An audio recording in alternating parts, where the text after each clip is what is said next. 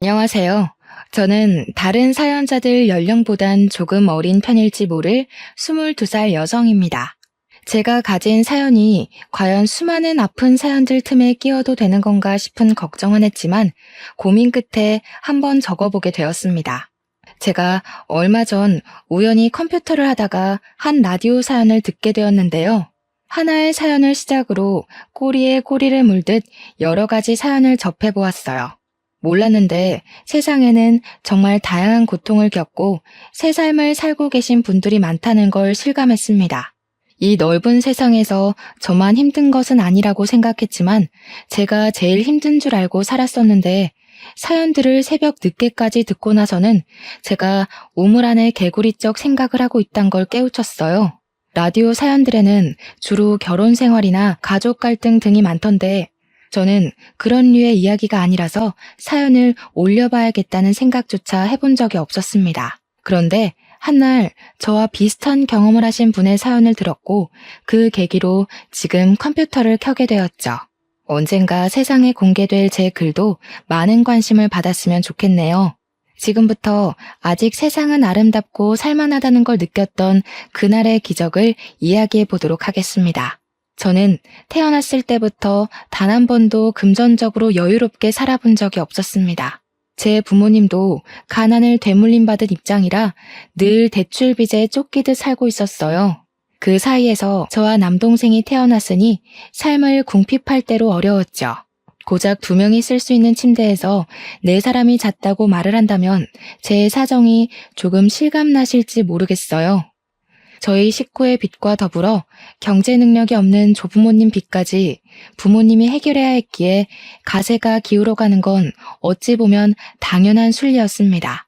그럼에도 저희 부모님은 굴하지 않았고 저희 남매에게 짜증 한 번 내지 않은 좋은 분들이었어요. 부모님은 자기들이 굶는 한이 있더라도 저와 남동생만큼은 밥 한 숟갈이라도 더 먹이며 굶주리지 않게 해주었습니다. 어릴 때는 부모님이 마냥 양보해주는 음식을 생각 없이 홀랑 먹고 그랬어요. 그런데 부모님이 스스로 먹을 것을 포기하고 저희 남매에게 넘긴다는 걸 알고부터는 제가 거절했던 걸로 기억합니다. 저는 너무 어린 나이부터 우리 집 신세를 항상 눈치를 봤어요. 그때가 아마 초등학교 때쯤이었을 겁니다. 남동생은 당시 유치원 갈 나이도 아니었을 만큼 어렸어요. 많이 먹어봤자 한계가 있었기에 그리 음식값이 부담이 안 되는 양이었습니다. 그렇지만 저는 달랐죠. 뛰어놀 나이인데다가 먹고 클 나이기도 해서 배는 자주 고프고 또 음식은 많이 들어갔어요. 부모님이 제게 밥을 덜어주려고 할 때마다 제가 한사코 거절을 해서 저는 반 공기 정도만 먹고 컸거든요. 솔직히 자다가 배고파서 새벽에 깬 적이 많아요. 그런데도 저는 저보다 양이 클 부모님을 생각해 제가 이것만큼은 조절해야 된다고 생각했죠.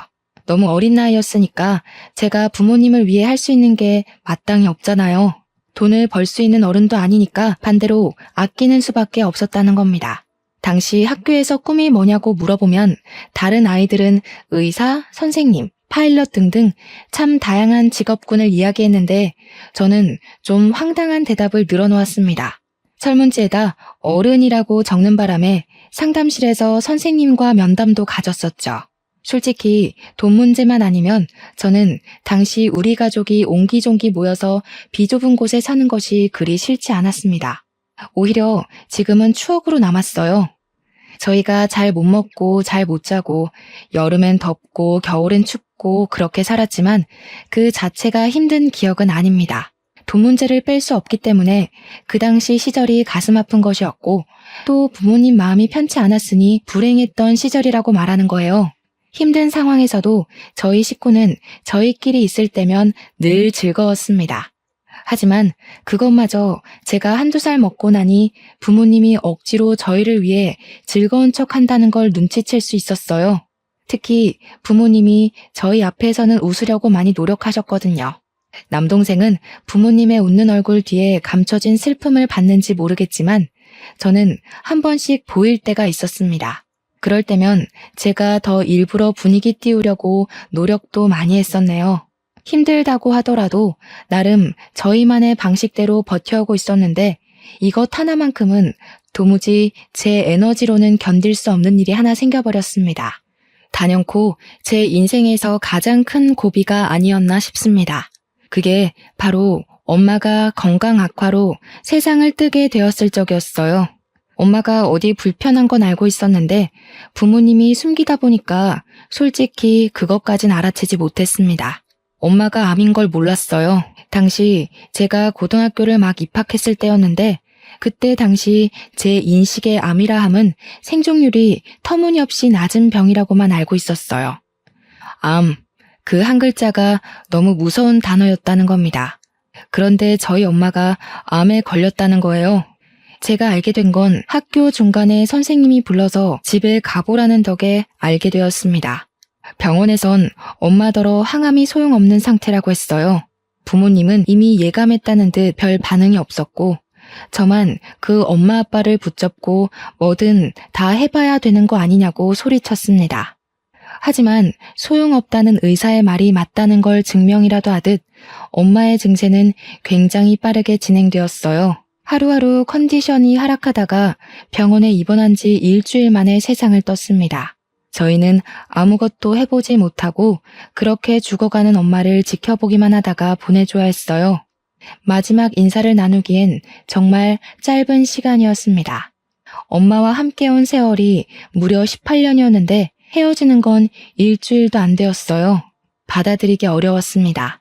엄마 발인식에서 제가 엄마를 잡고 놓아주지 않는 덕에 시간이 좀 지체되었던 걸로 기억합니다. 엄마의 죽음으로 인해 무너진 사람은 저뿐만이 아니었습니다. 항상 굳건하던 아빠가 그날로 완전히 무너져 버렸어요. 엄마 장례식이 끝난 뒤 혼자 방구석에서 엄마 영정사진을 들고 눈물 흘리던 아빠를 보았습니다. 제게는 항상 높기만 했던 아빠의 존재가 그날따라 한없이 작고 여려 보였어요. 슈퍼맨 같기만 하던 아빠도 저와 똑같은 사람이라는 게 느껴지자 우리 부모님은 굳세였던 것이 아니라 이악 물고 참았고 버텼던 것이구나라는 걸 깨달았습니다. 저는 한 단계 더 철이 들어버렸고 가족에게 배려하는 걸 넘어서 가족의 위치를 나누지 않는 사람이 되었어요.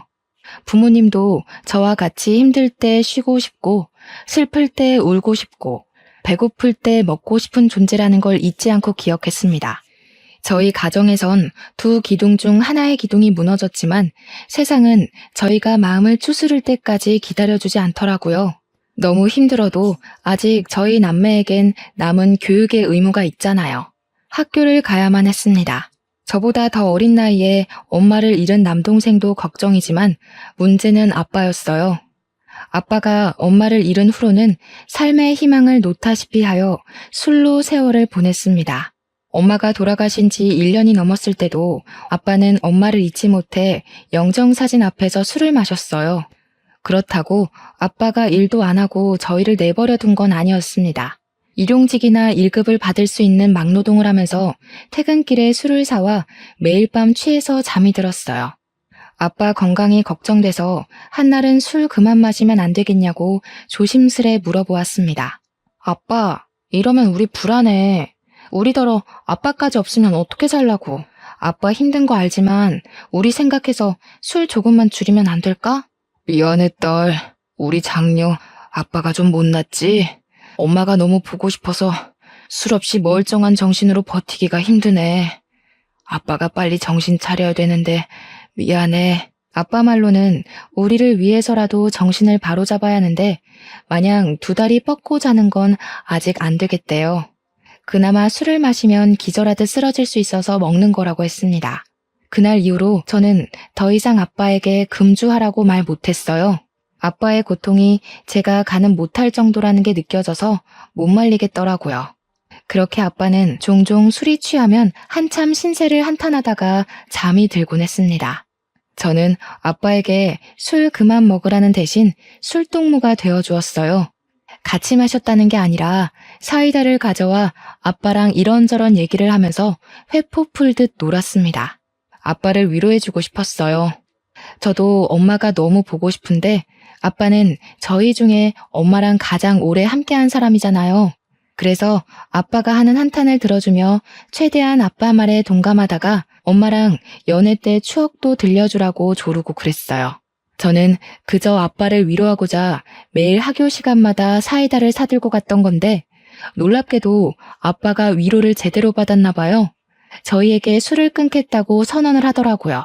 저희 남매 앞에선 다시 굳건했던 아빠의 모습으로 약속을 하더니 나중에 제게 따로 찾아와서는 손을 잡아주었습니다. 엄마가 딸 하나 잘 키워놨네.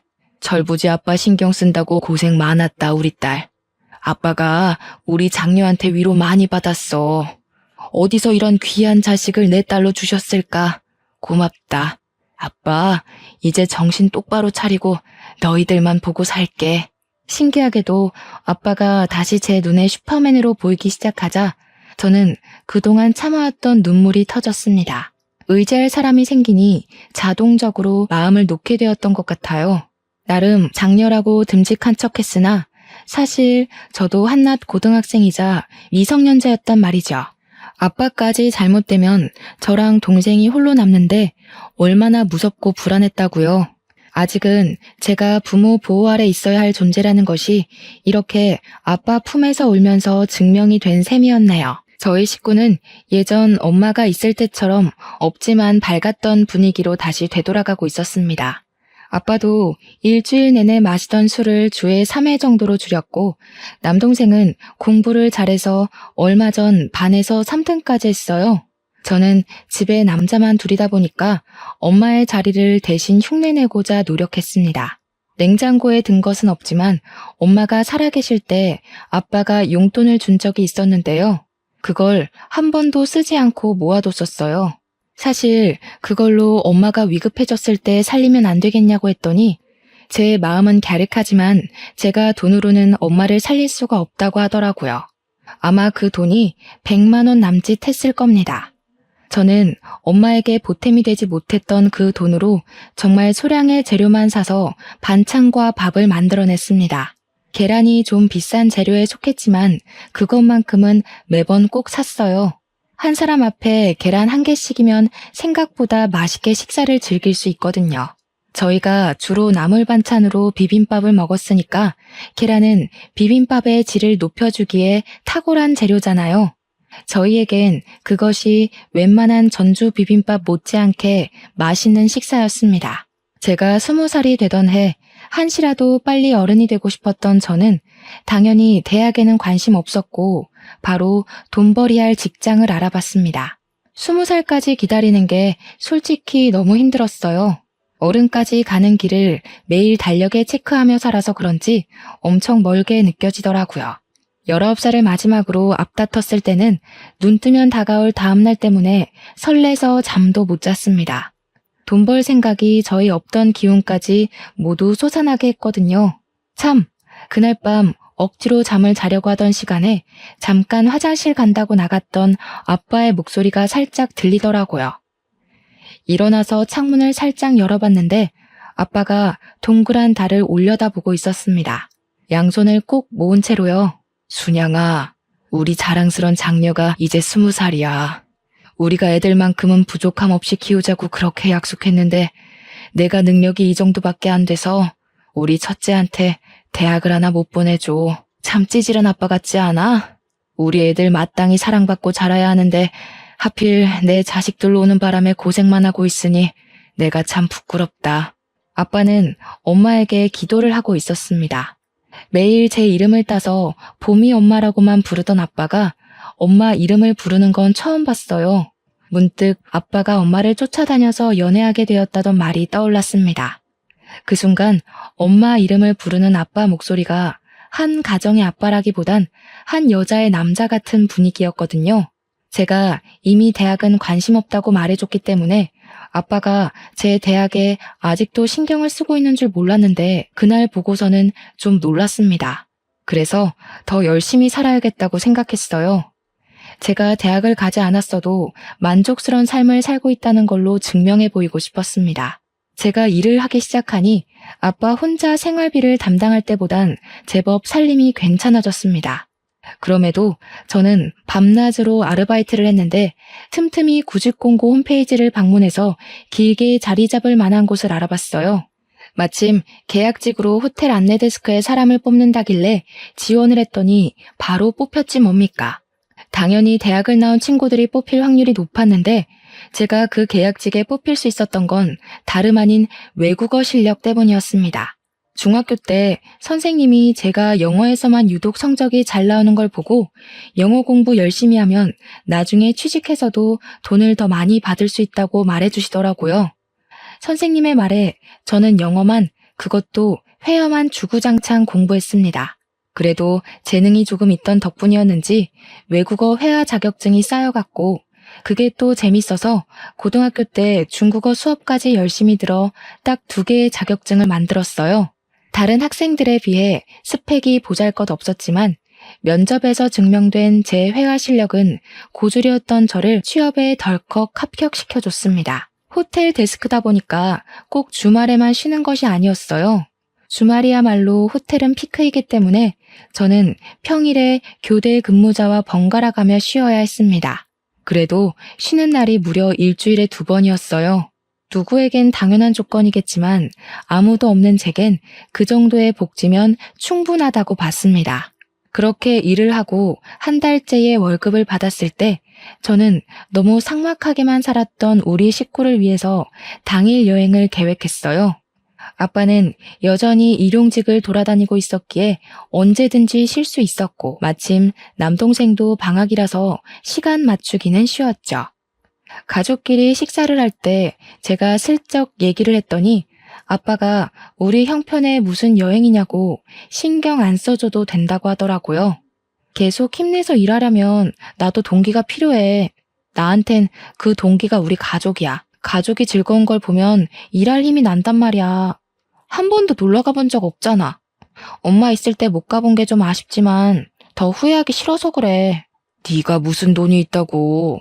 이제 20살 됐으면 사고 싶은 것도 많고 친구들이랑 놀고 싶기도 할 텐데 그걸 왜 우리한테 쓰려고 그래. 너 지금까지만 해도 충분히 우리 가족 위해서 마음 썼어. 그러니까 괜찮아. 내 돈이니까 내가 쓰고 싶은데 쓸래. 나는 가족여행 가고 싶어. 아빠 말대로 내 돈 내가 알아서 하려는 거니까 협조해 줄 거지? 영 마음 쓰이면 이렇게 생각해. 내가 즐겁자고 가는 여행이라는 거. 제 고집을 결국 이기지 못한 아빠는 곧 자기가 아빠로서 먼저 우리들을 돌봤어야 하는데 항상 미안하다고 고개를 숙였습니다. 미안하면 여행 가는 거라고 했더니 아빠가 피식 웃더라고요. 그렇게 고집을 부려 가기로 한 여행 당일, 저와 남동생은 난생 처음으로 들뜨는 기분을 느꼈습니다. 특히 남동생이 가장 많이 신이 났는데요. 제가 자전거 호수공원을 목적지로 정해서 그런 거일 겁니다. 누나, 가면 자전거도 탈 수 있는 거 맞지? 혹시 보호대도 같이 빌려주려나? 없으면 나 친구 집에 자전거 있는데 친구가 보호대 안 쓴대. 그거 가져올까? 보호대도 안전모도 다 있대. 자전거 공원이라서 입장권만 내면 자전거 종류별로 원 없이 탈 수 있어. 거기 호수 끼고 한 바퀴 돌면 공룡 솜사탕도 판대. 남동생은 제 말에 신이 나서 빨리 가자고 새벽 대바람부터 재촉을 했습니다.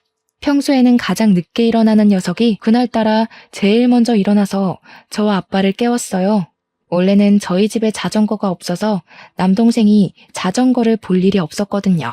그런데 친구들 자전거로 연습을 했는지 어느 순간부터 자전거 타령을 하더라고요. 그걸 기억하고 있어서 저는 놀러갈 장소로 자전거 공원을 찾았던 겁니다. 저희는 그렇게 택시를 타고서 호수 입구까지 갔어요.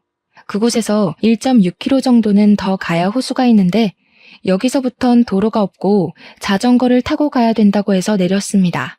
남동생은 여전히 들떠서 가장 빠릿빠릿 움직였어요. 저 빼고 아빠랑 남동생은 자전거를 탈 수 있었기 때문에 저는 아빠 뒤에 올라탔습니다. 그리고 저희 셋은 그대로 호수가 있다는 곳으로 달렸죠. 평일이라서 사람이 그렇게 많지 않아 더 좋았습니다. 그렇게 도착한 호수공원. 그곳에서 저는 평생 잊지 못할 경험을 하게 되었어요. 지금 생각해도 간 떨어지는 일이었네요. 만약 그날 제가 그곳 가지 않았다면 누군가는 가족을 잃은 아픔 때문에 무너지고 말았겠죠. 저희가 엄마를 잃고 한동안 정신을 차리지 못했던 것처럼요. 저는 호수 구경을 위해서 사진 찍고 놀았고 아빠랑 남동생은 자전거로 달리기 시합을 하면서 놀고 있던 때였습니다. 호수를 보고 있는 관광객 중엔 저랑 어떤 노란색 외투를 걸치고 있는 할머니밖에 없었어요. 좀 전까지도 몇몇 사람들이 있었는데 그새 다른 곳으로 가버렸나 보더라고요. 그때까지만 해도 호수공원은 산새 지저귀는 소리가 울리며 평화로운 분위기를 내었습니다. 그러다 제가 찍었던 사진을 확인한다고 잠깐 몸을 돌린 사이 뒤에서 풍덩 하는 소리가 들린 겁니다. 누가 들어도 물에 빠지는 소리여서 다시 뒤를 돌아봤는데 좀 전까지만 해도 분명 있었던 할머니가 사라져버린 게 아니겠습니까? 그리고 할머니가 있던 곳엔 호숫물이 일렁이고 있었습니다. 놀란 저는 들고 있던 휴대폰을 내팽겨치고 그쪽으로 달려갔어요. 허우적거리고 있는 할머니에게 손을 뻗어 잡아당겼습니다. 제가 가까이 있었고 빨리 발견했기 때문에 할머니를 붙잡을 수 있었어요. 조금만 늦었다면 할머니가 손에서 멀어졌거나 가라앉고 말았을 겁니다. 그 몇 초의 간격 때문에 생사가 오갈 뻔했다는 사실은 여전히 제 심장을 빨리 뛰게 합니다. 할머니는 제가 건져 올리느라 씨름하는 사이 정신을 잃으셨어요. 사람이 물에 젖으면 그렇게나 무거워지는지 몰랐습니다. 상상외로 무게가 엄청나더라고요. 아마 젖은 데다가 기절까지 했기 때문에 그 하중이 말도 못하게 강했습니다. 그래서 저 혼자 할머니를 건진다는 건 정말 힘든 일이었다는 거죠. 아빠랑 남동생은 그새 멀리 갔는지 보이지도 않았습니다. 저는 정말 이악 물고 할머니를 끌어올렸어요. 노력했지만 좀 오래 걸렸습니다. 할머니, 정신 차려보세요. 어떡해. 저기요, 여기 사람이 다쳤어요. 할머니, 일어나 보세요. 제발 정신 차리세요. 할머니는 그새 물을 많이 먹었는지 깨어날 기미가 안 보였습니다. 제가 너무 오래 시간을 끄는 바람에 저 때문에 잘못된 것 같아 무섭기까지 했어요. 그렇다고 가만히 있지 않았습니다. 학교 보건 시간에 배웠던 CPR을 실시하면서 인공호흡으로 할머니가 깰 때까지 반복했어요. 끝내 눈을 뜬 할머니는 물을 토하면서 금세 바들바들 떨기 시작했습니다.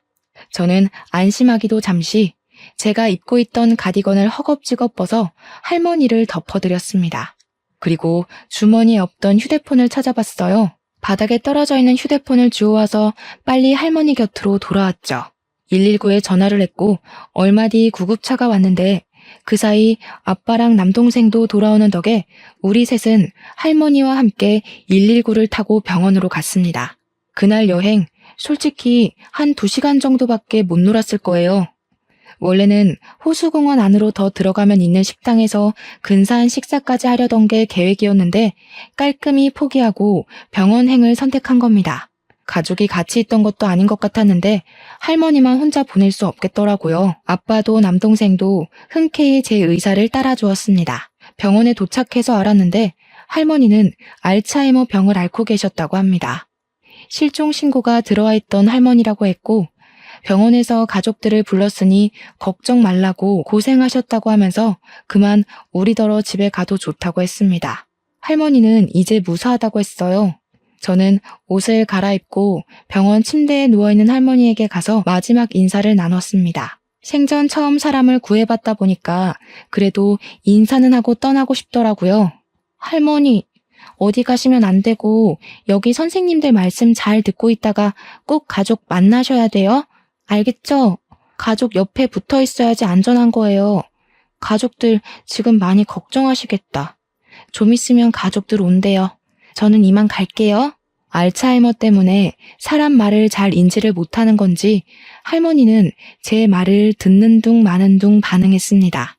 시간을 오래 지체할 여유가 없기 때문에 저는 손 한번 잡아주고 그만 돌아가려고 했어요. 그러나 그때 할머니가 잡은 손을 놓아주지 않더라고요. 그러면서 가지 말라고 딱 한마디를 하셨습니다.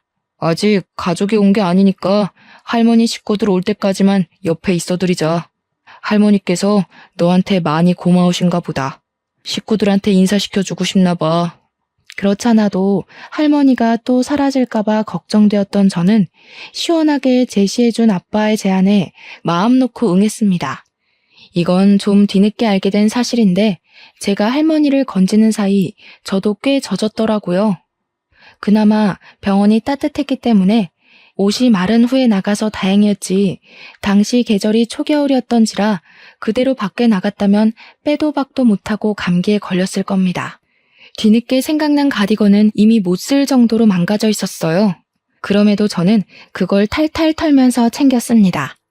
제게는 몇 개 없는 외투였거든요.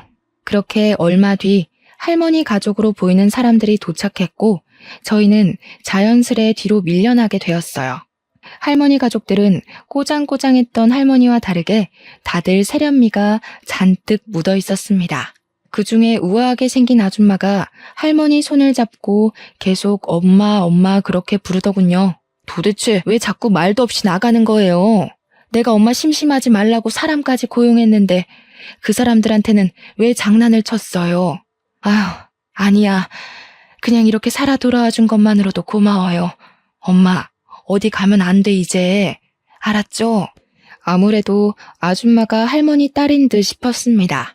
가족의 품을 찾은 걸 봤으니 저희는 그만 돌아가려고 했어요.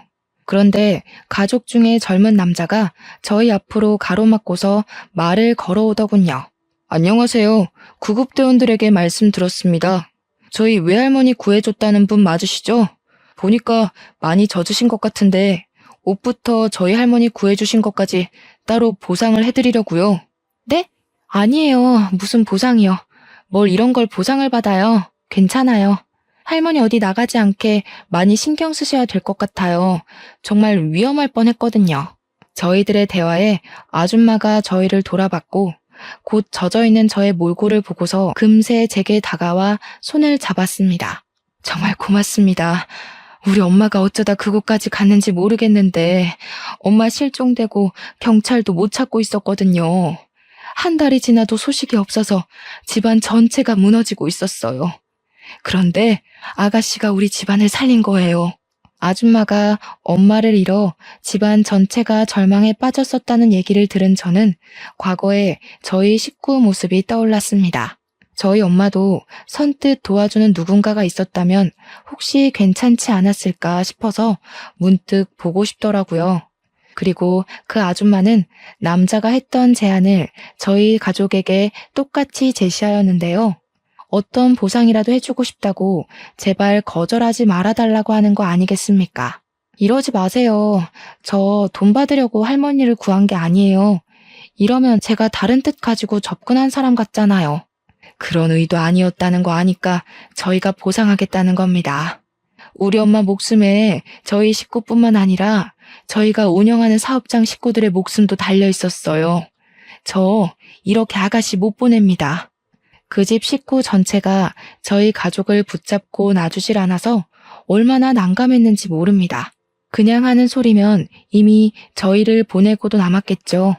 이 사람들은 저희에게 꼭 연락을 달라고 안 하면 찾아가겠다고 하면서까지 진심을 보였어요. 그러면서 귀가하는 것도 친히 데려다 주는 거 있죠? 차에서 내려서 감사 인사를 했더니 보조석에 앉아있던 아줌마가 따라 내려서는 한 번 더 제 손을 꼭 잡더라고요. 꼭 연락해요. 이거 그냥 하는 소리 아니에요. 알겠죠? 내가 부담스러운 거면 아가씨가 구한 할머니가 주는 거라고 생각해요. 부탁할게요. 할 수 없이 저는 아줌마의 제안에 수긍을 했습니다. 안 그러면 안 보내줄 것 같았거든요. 그렇게 다시 일상으로 돌아갔고 저는 안내 데스크로서 할 일을 열심히 했어요. 제가 있는 안내 데스크는 예약을 담당하는 곳이 아니라 주차 관리나 호텔에 관한 층수별 위치, 내부 지리를 묻는 곳이었습니다. 바쁘진 않았고 어떻게 보면 인사하는 로봇 정도의 느낌이었네요. 여느 때와 같이 그날도 각도 신경 쓰며 고객들께 인사를 하고 있었습니다. 그런데 그곳에서 지난날 제가 구해줬던 할머니 딸인 아줌마를 보았어요. 예기치 못한 만남이라 놀라서 쳐다만 보고 있었는데 그 바람에 아줌마가 저한테 오는 것도 있고 인사를 깜빡했지 뭡니까. 뒤늦게 급히 고개 숙여 인사를 했더니 아줌마가 제법 서운한 표정으로 제게 말했습니다. 왜 연락 안 했어요? 제가 아가씨 연락만 하루 종일 기다렸는데. 뒷조사한 건 미안하지만 저한텐 아가씨가 그만큼 중요한 사람이라고요. 부담스럽다는 거 알아요. 하지만 지금은 저희 엄마가 아가씨를 찾아서 이렇게 결례를 무릅쓰고 뒷조사를 해버렸어요. 웬 중년 남자를 달고 찾아온 아줌마는 제게 장황한 설명을 늘어놓으면서 서운함을 비췄습니다. 할머니가 저를 찾는다는 건 솔직히 좀 놀라운 소식이었어요. 저를 잠깐 봤을 텐데 알츠하이머임에도 당시의 일이 충격이었던지라 저를 기억하고 계신가 봐요. 할머니를 만나고 싶은 건 솔깃한 말씀이었지만 여전히 다른 건 부담스러워서 저는 또다시 거절 의사를 내비쳤습니다. 죄송해요. 저희 정말 괜찮아요. 할머니께서 몸 건강히 잘 계신다니 다행이에요. 직접 찾아뵙는 건 조금 어려울 것 같아요. 할머니께도 죄송하다고 전해주세요. 참 야무지고 욕심 없는 선량함이네요. 제 주위에는 욕망이 드글거리는 사람들밖에 없는데 드라마에서나 나올 법한 사람이 실제로도 있다는 게 놀라워요. 그래서 아가씨를 더 알아가고 싶어요. 아줌마한테 제가 굉장히 좋은 이미지인가 봅니다. 저희가 당시만 해도 얼굴 본 지 겨우 2번밖에 안 되는 사이였거든요. 그런데 저에 대해 얼마나 알고 계신다고 좋은 사람이라 보는지 모르겠더군요. 반감이 들었다기보다는 뭐든지 그냥 제가 보상받도록 설득하기 위한 꾀임 같았어요. 근무 시간이라 제 시간을 오래 뺏을 수 없던 아줌마는 퇴근 시간까지 저를 기다린다고 했습니다. 저와 같이 갈 데가 있다고 하더라고요. 어쩔 수 없이 퇴근하고 아줌마를 따르게 된 저는 아줌마 자차를 타고 목적지 모르는 곳으로 이동을 했습니다. 처음 보는 곳으로 도착하더니 내리라고 하길래 머릿속은 의문투성이었지만 일단은 내렸어요. 웬 아파트로 들어가는 아줌마에게 어디 가는 거냐고 슬쩍 물어봤으나 그저 우리 가족이 있는 곳에 가는 거라고 두루뭉술하게만 대답해 주시더군요. 그렇게 아줌마의 안내로 들어가게 된 호실 안에서 저는 아빠와 남동생을 발견했습니다. 집 내부는 셋이서 방을 나눠 쓰기에 적당했고 이전 우리 집과 비교도 안 될 만큼 크고 좋은 집이었어요. 거실에 풀어져 있는 짐과 가족들을 보니 순간 아줌마가 데려온 이곳이 뭔지 예상이 되더라고요. 네, 보답이에요. 우리 엄마 목숨에 비하면 정말 보잘것없는 보상이지만 그 외에 내 도움이 필요하면 언제든지 연락해요. 무슨 일이 있어도 아가씨 일이라면 내가 도울 거예요. 역시나 이 집을 저희한테 준다는 거 아니겠습니까? 남동생은 이미 신이 나 있었고 아빠도 겸연쩍어 했으나 좋아하는 티가 상당히 났습니다. 아줌마가 이렇게까지 하는 이유는 그저 제가 자신 엄마를 구해준 것만이 아니었어요. 자기가 이혼 소송 중에 있는데 호텔 오너였던 할머니가 사라지는 바람에 남편 쪽에서 자꾸 호텔 지분에 장난질을 하려 했다는 겁니다. 할머니가 살아있는 걸 밝혀야만 해결되는 문제였다고 했어요. 저 아니었다면 집안 망했을 거라고 하던 게 다 그 이유였던 겁니다. 이 집은 팔든 말든 아가씨 거예요. 우리 엄마 목숨 살리고 집안의 목숨까지 살렸으니 이렇게 담례를 하는 건 사회생활에서 당연하다고 생각해요. 아가씨 딱 보니까 주기만 하지 받는 건 잘 못하는 사람인 것 같은데 인생 잘 살아가려면 받는 법 좀 연습해야겠어요. 아줌마는 혹시라도 제가 또 거절을 할까봐 옆에서 계속 설득을 했습니다. 물론 집을 받는다는 게 부담스럽긴 했지만 거절할 생각은 없었어요. 저 혼자였다면 몰라 남동생이랑 아빠가 고생해온 걸 생각하면 이걸 거절할 수가 없겠더라고요. 또다시 그 가난의 구렁텅이에 식구들을 데려다 놓는 건 안 될 일이잖아요. 무엇이 가족을 위하는 길인지 저는 똑똑하게 미래를 바라보기로 했습니다. 고맙습니다. 뭐라고 감사의 말씀을 드려야 할지 모르겠네요. 제가 좋은 일에서 받는 선물이라고 생각할게요. 말씀하신 것처럼 할머니가 주는 선물이요. 드디어 고집을 꺾었네요. 나야말로 받아줘서 고마워요. 참, 안내원 계약직으로 있는 것 같던데. 아가씨 이력서 보니까 외국어 실력이 좋더라고요.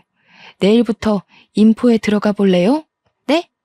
거기는 정직원만 갈 수 있는 걸로 아는데요. 저는 아직 계약직 일한 지 1년도 안 됐어요.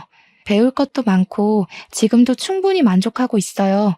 그런데 왜 그런 걸 아줌마가 물어보세요?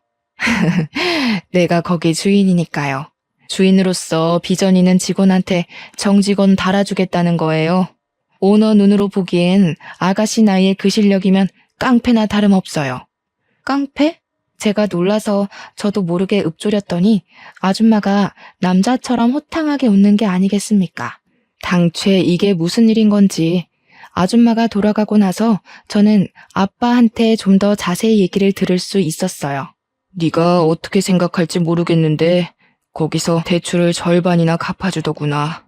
내가 됐다고 했는데도 그 사람들 고집 알잖니? 겨우 합의 본 게 절반이야. 아줌마가 끝까지 고집해서 저의 여건을 조금이라도 편하게 만들어주고 싶다고 했다는군요. 게다가 죄송해하는 아빠한테 엄마가 정말 냉철하게 조언까지 했다고 했는데요.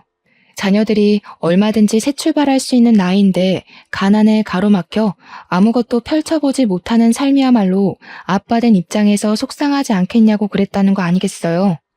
지금 생각해도 당시 아줌마 언변은 정말 청산유수였습니다.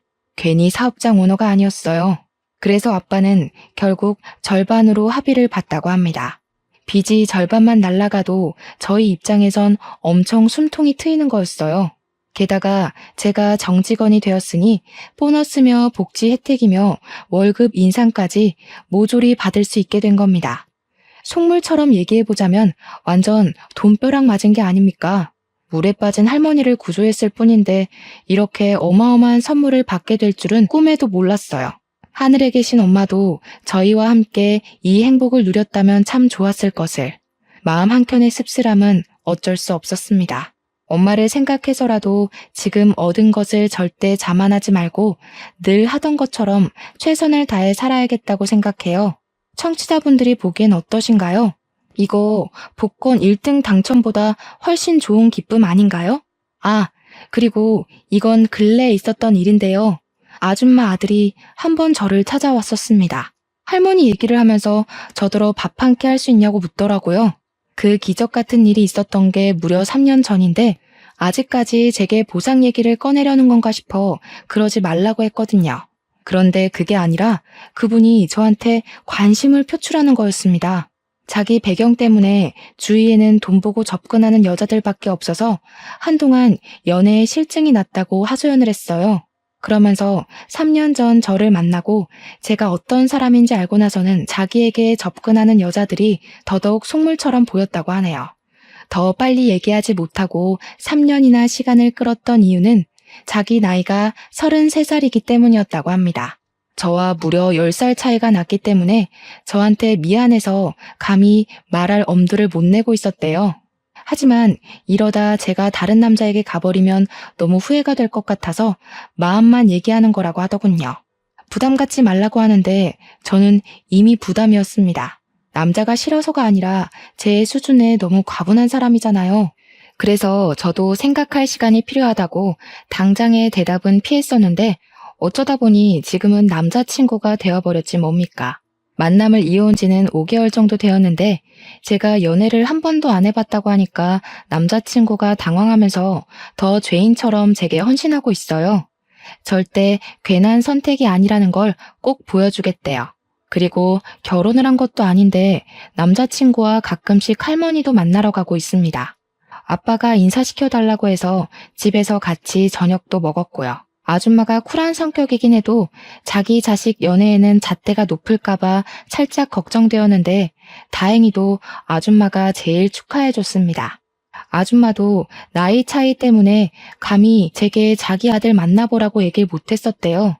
이건 또 무슨 운명이란 말입니까? 이런 것 보면 정말 사람 이름 모른다는 말이 맞나 봐요. 앞으로 살아갈 날이 살아온 날보다 훨씬 많이 남았기에 인생이 또 언제 하락세를 보일지 모르잖아요. 그래서 더 주어진 것에 허세를 갖지 않고 감사하며 살도록 주의할 겁니다. 지금 저는 무척 행복합니다. 대출 빚도 무난하게 갚아가는 중이고 넉넉해진 살림에 생각지도 못한 남자친구까지 생겼으니까요. 이 모든 것이 다 제게 과분한 복인 걸 알지만 뭐든 그냥 이루어지진 않았다고 생각해요. 가난에 굴하지 않고 열심히 살아온 대가가 조금 빨리 찾아온 게 아닌가 싶습니다. 이대로 20대를 잘 마무리 짓고 30대, 40대로 갈수록 더 단단한 제가 될 수 있게 노력할 거예요. 많은 사연에서 저처럼 인생 역전을 한 사연의 글도 덜어보긴 했는데 그분들 사연을 읽으면서 완전 드라마 주인공 같다는 생각을 했거든요. 저도 나름대로 그런 삶의 주인공 같아서 사연 한번 올려보고 싶었습니다. 그리고 혹시 고난의 기로에 서 계신 분이 있다면 알려드리고 싶기도 했어요. 세상에 제3 같은 기적도 있으니 어려움에 굴하지 마시라고 말입니다. 쓰다 보니 벌써 끝이 되었네요. 당시의 사건들을 단 몇 시간 만에 담아낼 수 있을까 걱정했는데 그래도 잘 추려서 마무리한 것 같아 뿌듯합니다. 인사말에도 말씀드렸다시피 아직 세상은 살만한 것 같아요. 죽을 만큼 힘들었는데 지금은 과거의 고난이 생각나지 않을 만큼 행복하니까요. 청취자분들 모두에게도 복권 1등 같은 일이 생기길 바랍니다. 들어주셔서 감사합니다.